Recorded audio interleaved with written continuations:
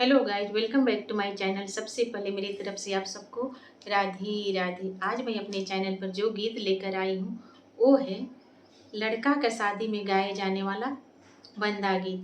आप लोग लास्ट तक देखिएगा और लाइक शेयर सब्सक्राइब जरूर कर दीजिएगा और कमेंट में बताइएगा कैसा लगा। लाल भैली तोरी अखिया रे बंदिया जुके रतिया, आजू के रतिया रे बंदे आजू के रतिया, आजू के रतिया रे बंदे आजू के रतिया, लाल भैली तोरी अखिया रे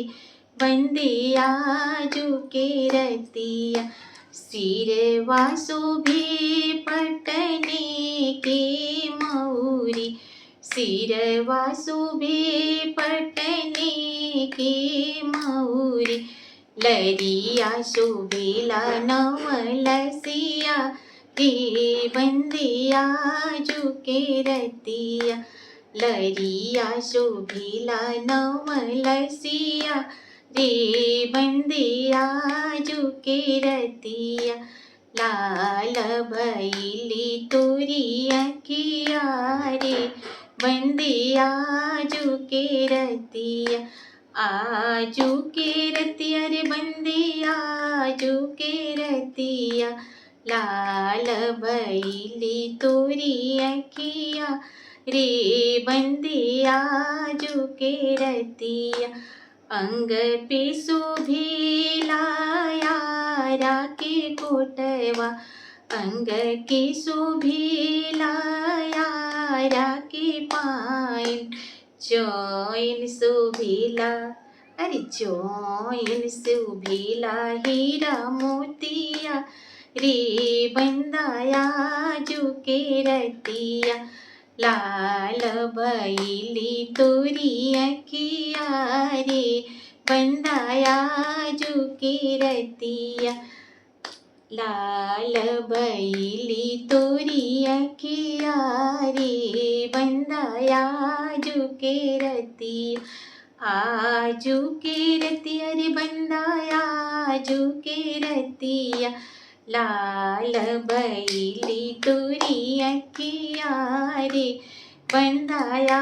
जुके रतिया, हाथ में शोभे बोकारो के घड़िया, हाथ में शोभे बोकारो के घड़िया, टाइम शोभेला बड़ा अच्छा रे बंदिया जुके रतिया, टाइम शोभेला बड़ा अच्छा रे बंदिया जुके रतिया, आजू के रतिया रे बंदाया जुके रतिया, आजू के रतिया रे बंदाया जुके रतिया, लाल भैली तोरी अखिया रे बंदिया जुके रतिया, पैर में शोभे पटने के जूता, पैर में शोभे पटने का जूता, मोजा शोभेला नवलसिया रे बंदिया जुके रतिया, आजू के रतिया रे बंदिया जुके रतिया, लाल भैली तोरी अखिया रे बंदिया जुके रतिया।